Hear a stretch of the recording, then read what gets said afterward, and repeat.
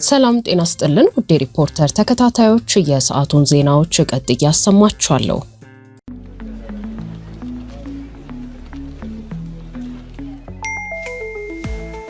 ለሰራተኞች ደሞዝና ተጨማሪ ክፍያዎችን ለመፈጸም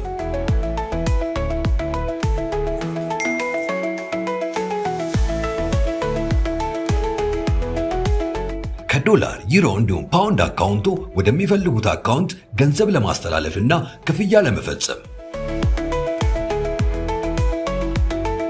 የረጅም ጊዜ የባንክ ስቴትመንቶችን በቀላሉ ለማግኘት የበረራ ትኬትን ካሉበት ሆኖ ለመግዛት እንዲሁም ማረጋገጫ ደረሰኝን ለማግኘት በተጨማሪም የተለያዩ ድርጅቶች ክፍያዎች ለመፈጸም የኢትዮጵያ ንግድ ባንክን የኢንተርኔት ባንኪንግ አገልግሎት ሲመርጡ በየትኛውም ጊዜና ቦታ ፈጣን እንዲሁም ጥራት ያለው የኢንተርኔት ባንኪንግ አገልግሎት ለማግኘት ያስችላቸዋል። የኢትዮጵያ ንግድ ባንክ ሁሌም የሚተማመኑበት ባንክ። ሁሉም የሀገር መከላከያ ሰራዊት ክፍሎች ከውጭ የሚመጣ ጠላትን ለመመከት ዝግጁነታቸውን አጠናክረው እንደሚገኙ የተቋሙ የትምህርትና ስልጠና ዋና መምሪያ ኃላፊ ጀነራል ይመር መኮንን ተናገሩ። ጀነራሉ ይህንን ያሉት በዛሬው ዕለት በሁርሶ ማሰልጠኛ ትምህርት ቤት ለሚገኙ የ27ኛ ዙር ጽናት ኮርስ እጩ መኮንኖች የግንዛቤ ማስጨበጫ ትምህርት ሲሰጡ ነው።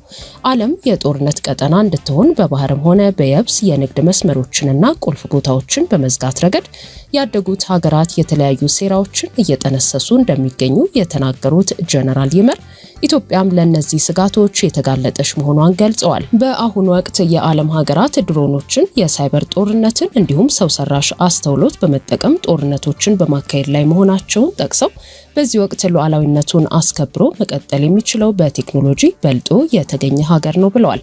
የኢትዮጵያ መከላከያ ከፍተኛ የቴክኖሎጂ ሽግግር ላይ ከመሆኑን ባሻገር የሜካናይዝድ የአየርና የባህር ኃይልን ከጊዜው ጋር ማዘመን መቻሉን በመሆኑም ከውጪ የሚመጣ ጠላትን ለመመከት ሁሉም የተቋሙ ክፍሎች ዝግጁነታቸውን አጠናክረው እንደሚገኙ ገልጸዋል። ኢትዮጵያ የያዘቻቸው የልማትና የእድገት እንቅስቃሴ የማይዋጥላቸው ሀገራት በውስጥ የሚስተዋለው የጸጥታ ሁኔታዎችን እንደ መልካም አጋጣሚ እንደሚጠቀሙበት የጠቆሙት ጀነራሉ የውስጥ ችግሮችን በመነጋገር መፍታትና ዘላቂ መግባባትን መፍጠር እንደሚቻል ተናግረዋል። በተመሳሳይ ባለፈው ቅዳሜ በዚሁ የሁርሶ እጩ መኮንን ማሰልጠኛ ትምህርት ቤት ለሚገኙ የ27ኛ ዙር እጩ መኮንኖች ስልጠና የሰጡት የኢትዮጵያ ባህር ኃይል አካዳሚ አዛዥ ካፒቴን ከበደ ሚካኤል በበኩላቸው አሁን ላይ ኢትዮጵያ የባህር ኃይሏን በዘመናዊ መልክ ዳግም በማደራጀት የሀገሪቱን የጂኦፖለቲካዊ ተጽዕኖና ስትራቴጂካዊ ጥቅም የሚያስከብር ቁመና ላይ እንዲገኝ ተደርጓል። ኢትዮጵያ 90% የሚሆነውን የገቢና ወጪ ንግድ እንቅስቃሴዋን የምታካሂደው በባህር ትራንስፖርት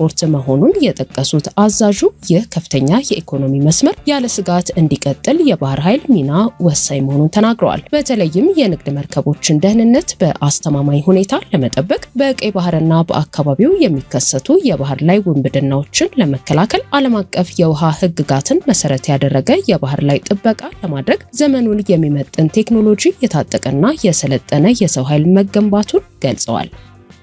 የአውሮፓ ህብረት በሰሜን ኢትዮጵያ ጦርነት ሳቢያ ኢትዮጵያ ላይ አቋርጦት የነበረውን ቀጥተኛ የገንዘብ ድጋፍ መጀመሩን አስታወቀ። ከጦርነቱ ጋር ተያይዞ የሰብአዊ መብት ጥሰት ጉዳይ ለእገዳው ምክንያት ነበር። የአውሮፓ ህብረት በሰሜን ኢትዮጵያ በነበረው ጦርነት ምክንያት አቋርጦት የነበረውን ቀጥተኛ የገንዘብ ድጋፍ በይፋ መጀመሩን በዛሬው ዕለት አስታውቋል። ህብረቱ ከዓመታት መቋረጥ በኋላ በወሰነው ውሳኔ የአውሮፓ ህብረት ከኢትዮጵያ መንግስት ጋር የነበረውን የፋይናንስ ግንኙነት ወደ አዲስ ምዕራፍ ማሸጋገሩን ባወጀበት መድረክ ሲሆን ለ5 ዓመታት ተቋርጦ የነበረው ቀጥተኛ የበጀት ድጋፍ በዛሬው ዕለት በይፋ መጀመሩ ተረጋግጧል። የአውሮፓ ህብረት የዓለም አቀፍ አጋርነት ኮሚሽነር ጆሴፍ ሲኬላ ዛሬ አዲስ አበባ ውስጥ በተጀመረው የኢትዮጵያና አውሮፓ የንግድ ፎረም ላይ እንደገለጹት ድጋፉ በ3 ምዕራፎች ተከፋፍሎ ለመንግስት የሚለቀቅ ይሆናል። የአውሮፓ ህብረት በመጀመሪያው ዙር 140 ሚሊዮን ዩሮ መመደቡን ያስታወቀ ሲሆን ይህ በጀት በዋናነት ለቀዳሚ የልማት ዘርፎች፣ ለመሰረተ ልማት ግንባታና ለማህበራዊ አገልግሎቶች የሚውል እንደሆነ አስታውቋል። የአውሮፓ ህብረት በታህሳስ ወር 2013 ዓ.ም በሰሜን ኢትዮጵያ የተቀሰቀሰውን ጦርነት ተከትሎ የሰብአዊ መብት ጥሰቶችን ስጋት እንደ ምክንያት በማቅረብ 90 ሚሊዮን ዩሮ የሚጠጋ የትራንስፖርትና የጤና ፕሮጀክቶች ድጋፍን ካገደ በኋላ በሁለቱ ወገኖች ወገኖች መካከል ያለው የፋይናንስ ግንኙነት ቀዝቅዞ ቢቆይም አሁን ግን መሻሻሎችን እያሳየ ይገኛል። እንደ ኮሚሽነሩ ገለጻ ድጋፉ እንዲቀጥል የተደረገባቸው ዋና ዋና ምክንያቶች በኢትዮጵያ መንግስት በኩል እየተደረጉ ያሉ ሀገራዊ ሪፎርሞች እንዲሁም የአውሮፓ ህብረት ከኢትዮጵያ ጋር ያለውን ስትራቴጂካዊ አጋርነት ይበልጥ ለማጠናከር ያለው ፍላጎት ናቸው። ይህ የበጀት ድጋፍ መጀመር ለኢትዮጵያ ኢኮኖሚ ትልቅ መነቃቃትን እንደሚፈጥርና ከሌሎች ዓለም አቀፍ አበዳሪ ተቋማት ጋር ለሚደረገው ድርድር መንገድ እንደሚከፍት የዘርፉ ባለሙያዎች ይገልጻሉ። በ2013 ዓ.ም በሰሜን ኢትዮጵያ ጦርነት መከሰቱን ተከትሎ የአውሮፓ ህብረት የበጀት ድጋፉን ሲያገድ ህብረቱ ድጋፉን ያገደው ወደ ትግራይ ክልል ያልተገደበ ሰብአዊ እርዳታ እንዲገባ ለማስገደድ የሰብአዊ መብት ጥሰቶች እንዲቆሙ ግፊት ለማድረግ እንዲሁም የተቋረጡ የግንኙነት መስመሮች ስልክና ኢንተርኔት እንዲመለሱ ለማድረግ ነበር። የአውሮፓ ህብረት ድጋፉን መልሶ ለመጀመር ካስቀመጣቸው ቅድመ ሁኔታዎች መካከል ደግሞ የእርዳታ ሰራተኞች ሙሉና ነፃ የሆነ እንቅስቃሴ እንዲኖራቸው ማድረግ፣ በብሔር ላይ ያነጣጠሩ ጥቃቶችና እርምጃዎች እንዲቆሙ፣ መሰረታዊ የኮሙኒኬሽን አገልግሎቶች እንዲመለሱና ሲቪሎች ደህንነታቸው ወደ ተጠበቀ ስፍራ የመሸሽ መብታቸው እንዲከበር የሚሉ ይገኙበታል።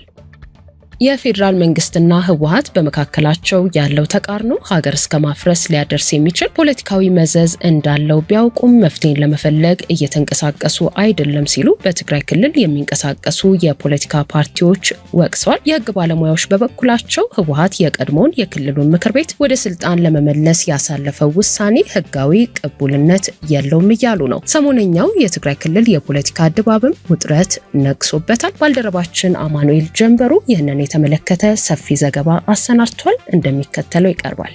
የፌዴራል መንግስትና የህወሓት ቡድን በመካከላቸው ያለው ተቃርኖ ሀገር እስከ ማፍረስ ሊያደርስ የሚችል ፖለቲካዊ መዘዝ እንዳለው ቢያውቁም መፍትሄን ለመፈለግ እየተንቀሳቀሱ አይደለም ሲሉ በትግራይ ክልል የሚንቀሳቀሱ የፖለቲካ ፓርቲዎች ወቀሱ። የህግ ባለሙያዎች በበኩላቸው የህወሓት ቡድን የቀደመውን የክልሉን ምክር ቤት ወደ ስልጣን ለመመለስ ያሳለፈው ውሳኔ ህጋዊ ቅቡልነት የለውም እያሉ ነው።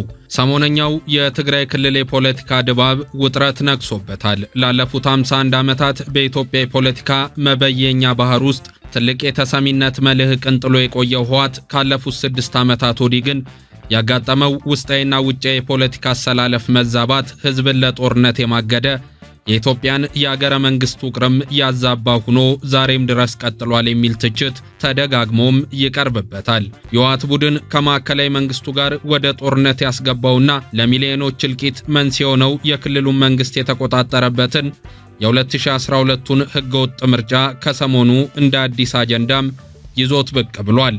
ቡድኑ ትናንት ባወጣው መግለጫም ከቀናት በፊት በአክሱም ከተማ ደረኩት ባለው የማዕከላዊ ኮሚቴ ስብሰባ በ2012 ህገወጥ ምርጫ የተመረጠው የክልሉ ምክር ቤት ዳግም ወደ ስራ እንዲመለስ መወሰኑን አስታውቋል። የህወሓት ህጋዊ እውቅና በምርጫ ቦርድ በተሰረዘበት ማዕከላዊ ኮሚቴ የሚባለው የፓርቲው መዋቅር በፈረሰበትና መሰል የህግና የፖለቲካ ጥያቄዎች በሚስተናገዱበት በዚህ ሰዓት እንዲህ ያለውን ውሳኔ ይዞ መምጣቱ በበርካቶች ዘንድ ጥያቄ ብቻ ሳይሆንም ስጋትንም ጭሯል። የክልሉ የፖለቲካ ልሂቃንና ማህበራዊ መሰረታቸውን በክልሉ አድርገው የሚንቀሳቀሱ የፖለቲካ ፓርቲዎችም በድረ ጦርነት ድባብ ውስጥ ላለው ነዋሪ ሌላ የጦርነት ምዕራፍን የሚከፍት ውሳኔ እያሉት ይገኛሉ።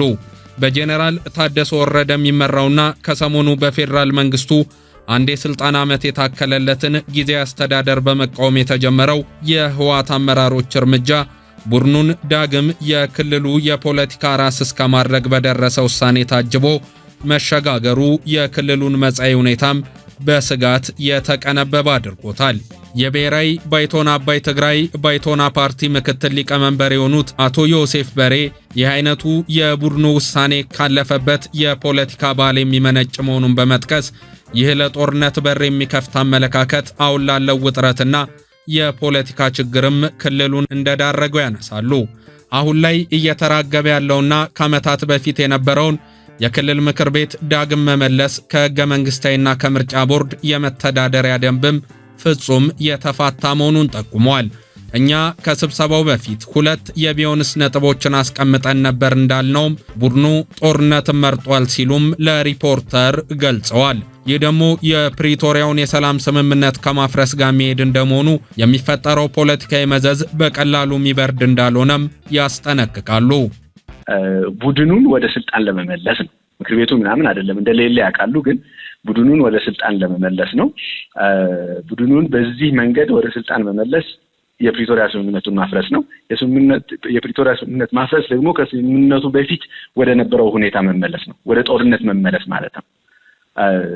ስለዚህ ኮምፕሊትሊ እየሄዱበት ያለው መንገድ ወደ ጦርነት የሚመልስ ህዝቡ የማይደግፈው ባይዘው ይሄ ውሳኔ እንደ የትግራይ ህዝብ ውሳኔ ወይም እንደ የትግራይ ህዝብ ፍላጎት ተደርጎ መወሰድ ያለበት አይደለም። የትግራይ ህዝብን ተወውና ያን ማዕከላዊ ኮሚቴው ራሱ የተከፋፈለበት ውሳኔ ነው። ከዚህ በፊትም ተከፍሎ አሁን ደግሞ በድጋሚ ነው እየተከፈለ ያለውና በእርግጥ ማዕከላዊ ኮሚቴ ማለትም አይቻልም፣ ህጋዊ ስላልሆነ ማለት አይቻልም። ግን የተወሰኑ ሰዎች የተወሰኑ በዘመድ እና በጥቅም የተሰበሰቡ ሰዎች በህጋዊ የተሾመን መንግስት ወይም በፌደራል መንግስት የተቋቋመውን ጊዜያዊ አስተዳደር አፍርሰው ወደ ስልጣን ለመመለስ እያደረጉት ያለ ጥረት ነው። ይሄ ጥረት ደግሞ ቶታሊ ምንም ህጋዊም ይሁን ተቀባይነት በቅቡልነትም በህጋዊነትም መሰረት ስለሌለው ወደ ጦርነት የሚያመራ ነው። የአሁኑ ፖለቲካ ውሳኔ ካለፉት 6 ዓመታት የክልሉ የጦርነት ሰበዝ የሚመዘዝ ነው የሚሉት ደግሞ የውድብ ነጻነት ትግራይ ምክትል ሊቀመንበርና የውጭ ጉዳዮች ኃላፊ አቶ አለምሰገድ አረጋይ ናቸው። በፌደራል መንግስቱና በህወሓት መካከል ያለው ችግር የሀገረ መንግስት መፍረስ ችግር የሚያስከትል መሆኑን ሁለቱ ወገኖች አልተረዱትም ያሉት አቶ አለምሰገድ ፖለቲካዊ ዳተኝነት የክልሉን ህዝብ አደጋ ላይ ጥሎታልም ብለዋል። መፍትሄው የዘገየ ቢሆንም በክልሉ ፖለቲካ ያገባናል የሚሉትን አካላት ሁሉ ማሳተፍ ይገባ ነበር። አሁንም ህወሓትን ጨምሮ ሁሉንም የፖለቲካ ተዋናዮች ያሳተፈ ምክርና ውይይት አስፈላጊ ነው ሲሉም አስተያየታቸውን አጋርተዋል። ይህ በማይሆንበት ሁኔታ በድረ ጦርነት ለጎበጠው ማህበረሰብ ሌላ የእልቂት አጀንዳን ማቀበል ሁሉንም ከተጠያቂነት የሚያድን አይደለም በማለትም ነው የገለጹት። አቶ አለምሰገድ በማብራሪያቸው የአሁኑ የህወሓት ጦርነት የመሻት እንቅስቃሴ ከኋላው በአገር ውስጥ ፖለቲካ ባኮረፉ ኃይሎችና በቀጠናዊ ጠላቶች የተደገፈም ነው ብለውታል። ትግራይ ውስጥ ለተፈጠረው ችግር መፍትሄ ለማምጣት እየሰራ አይደለም። ህወሓት ነኝ ብሎ የሚጠራ ህወሓት እንደ ፖለቲካል ፓርቲ የለም፣ እኛም አንቀበልም። ግን ራሱ ህወሓት ነኝ ብሎ የሚጠራ አንጃ አለ። የማፊያ አንጃ አሁን ለተፈጠረው ሁኔታ ኤክስፕሎይት እያደረገ ክልሉ ወደ ማይወጣበት ሁኔታ ነው እያስገባት ያለው ማለት ነው። ይህንን ሁኔታ ደግሞ የትግራይ ህዝብ ብቻ አይደለም የሚጎዳው። በተረጋጋሚ ስንገልጸው እንደነበረ የኢትዮጵያ አጠቃላይ ሁኔታም ይጎዳል። እንደ ቀላሉ የሚታይ ነገር አይደለም። ትግራይ ያሉ ሁኔታዎችን በደንብ እንግዲህ ታስቦበት ካልተፈታ ኢትዮጵያ ውስጥም እንግዲህ በቀጥታ እሳቱ እንኳን ባይኖር ወላፈኑ ይኖራል። እኛ እሳቱ ይኖራል ብለን ነው የምናስበው። የተገናኘ ነው የትግራይ ሰላም ማጣት የኢትዮጵያ ሰላም ማጣት ብለን ነው የምናስበው። ችግሮች ካሉም በሰላማዊ መንገድ መፍታት ያለብን ብለን ነው የምናስበው። ስለዚህ አሁን በትግራይ ውስጥ የተፈጠሩ አጠቃላይ ችግሮች ከሁለቱም ሳይድ የሚመነጩ ናቸው። ጠቅላይ ሚኒስትሩም ጄኑዊንሊ የትግራይ ችግር ለመፍታት ሁሉም የትግራይ ኃይሎችን ሰብስቦ ኢንክሉዲንግ ህወሓት እንደ አንድ ታጣቂ ኃይል ማለት ነው ሰብስቦ የመፍትሄ አካል ማድረግ እያደረገ አይደለም። የህግ ባለሙያው አቶ ጥጋቡ ደሳለኝ በበኩላቸው የህወሓት ሰሞነኛ ውሳኔ የፌደራሉንም የክልሉንም ህገ መንግስት የሚቃረን ነው ብለዋል። የአይነቱ ውሳኔ በኢፌዴሪ ህገ መንግስት አንቀጽ 54 የክልል ምክር ቤቶች የስልጣን ዘመን 5 ዓመት መሆኑን በግልጽ ማዕቀፍ የተቀመጠውንም መናድ ነው ብለውታል። ህወሓት ፖለቲካዊ ሰውነቱን ባጣበትና አሁን ድረስ በተወካዮች ምክር ቤት ያለው 38 መቀመጫ ባዶ በሆነበት ሁኔታ ራሱን ህጋዊ አድርጎ ማቅረቡም ቅቡልነት የሌለው ጉዳይ መሆኑን አንስተዋል። በፖለቲካዊ መፍትሄ ካልሆነ በስተቀርም ህጋዊ መሰረቱን ከመፈለግ አንጻር ቡድኑ እዚህ ግባ የሚባል መብት እንደሌለው ነው የጠቆሙት። በክልሉ አስቻይ ሁኔታ በሌለበት ሁኔታ ምርጫ ማድረግም አልተቻለም። ምክር ቤቶችንም ማቋቋም ማደራጀት አልተቻለም። ስለዚህ ክልሉ አንዱ የፌዴሬሽኑ አባል ስለሆነ በጊዜ አስተዳደር እየተዳደረ አስቻይ ሁኔታ ሲኖር ነው የክልል ምክር ቤት ምርጫ ሊካሄድ የሚችለው ተብሎ በብሔራዊ ምርጫ ቦርድ አቅጣጫ በተሰጠበት ሁኔታ የቀድሞው መመለስ ህግን የተከተለ አለመሆኑ ብቻ ሳይሆን የክልሉን ህገ መንግስት ራሱ የተቃረነ ነው፣ ኢፍትሃዊ ነው፣ የሚያስኬድም ጉዳይ አይደለም። በዛ ላይ ደግሞ የጊዜ አስተዳደሩን ማልቀበልም የሚለውም ተገቢነት የለውም። ምክንያቱም ፓርቲው የገባው ስምምነት አለ። በፕሪቶሪያ ስምምነት መሰረት ብዙ ግዴታዎች አሉት። አንደኛ ጦርነት ወይም ደግሞ ግጭት ቀስቃሽ ሁኔታዎችን ያለመፈጸም፣ ትጥቅ የመፍታት፣ ከፌደራል መንግስቱ ጋር በትብብር የመስራት፣ ክልሉን የሰላምና የፖለቲካ መረጋጋት እንዲፈጠር እና የህግ የበላይነት እንዲከበር አስቻይ ሁኔታ መፍጠር ወይም ደግሞ በክልሉ የሰብአዊ መብት ጥሰቶች እንዳይኖሩ ከፌደራል መንግስቱ ጋር የመተባበር ግዴታ አለበት። ያንን ግዴታውን አምኖ ተቀብሎ ፈርሟል። ራሱ ህወሓት በላካቸው የስምምነቱ ተፈራራሚ አካላት ወይም ተደራዳሪዎች ያደረገው በመሆኑ በስምምነቱ መሰረት ኢንቮልቭድ ከሆነ ወይም ከነበረ ለዛ ለፕሪቶሪያ ስምምነት ተገዢ መሆን አለበት። ውጤቱ ምንድነው? የክልሉን ጊዜያዊ አስተዳደር የመቀበል ግዴታ ውስጥ ይወድቃል ማለት ነው እና ሁለቱም ውሳኔዎቹ ከህግ አንጻር ስናያቸው ህገ መንግስታዊ ሁኔታን ያከበሩና የተከተሉ አይደለም። አንደኛ ያው እንዳልኩ የክልል ምክር ቤትን የመመለስ በኢትዮጵያ ታሪክ ውስጥ ታይቶ ተሰምቶ አይታወቅም። ይሄ ያው የተቸካይ አስተሳሰብ በድሮ አስተሳሰብ ላይ መኖራቸውን የሚያሳይ ነው። ባይሆን ተራማጅ አስተሳሰብ ሊያሰኛቸው የሚችለው በክልሉ አስቻይ ሁኔታ አለ፣ ትብብር ተደርጎ ምርጫ መካሄድ አለበት። ለህዝብ ተወካዮች ምክር ቤትም 38 ወንበር ባለፈው 5 ዓመት ክፍት ነው። አሁንም ደግሞ በቀጣይም ላይ ካሄድ ከቻለ የክልሉ ጣፋንታ ምንድነው? ሳይወከል እስከ መቼ ሊሄድ ነው የሚለው ነገር ነው ሊያሳስባቸው የሚገባ የነበረው።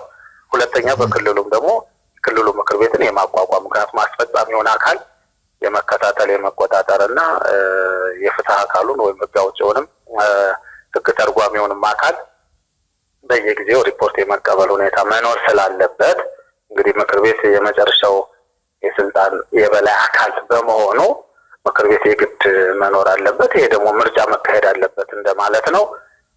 ከፌደራል መንግስቱና ከምርጫ ቦርድ ጋራ አስቻይ ሁኔታ እንዴት እንፍጠር ተብሎ ምርጫ መካሄድ አለበት እንጂ የቀድሞውን ተቀሰቀሳለሁ መልሳለሁ አክቲቭ አደርጋለሁ የሚለው ይህ ህገ መንግስታዊ ነው። ስለዚህ በማንኛውም የህግ መመዘኛ ስናየው የህወሓት ውሳኔዎች ተገቢነት የላቸውም፣ ተቀባይነትም የላቸውም፣ የህግ ተቃርኖም አለባቸው። በትግራይ የፖለቲካ ውጥረቱና የቃላት መወራወሩ በርትቷል። በነ ዶክተር ደብረጽዮን የሚመራው የህወሓት ነባር አመራር የሌተናል ጄኔራል ታደሰ ወረደን ጊዜያዊ አስተዳደር እንደማይቀበልም እየገለጸ ይገኛል።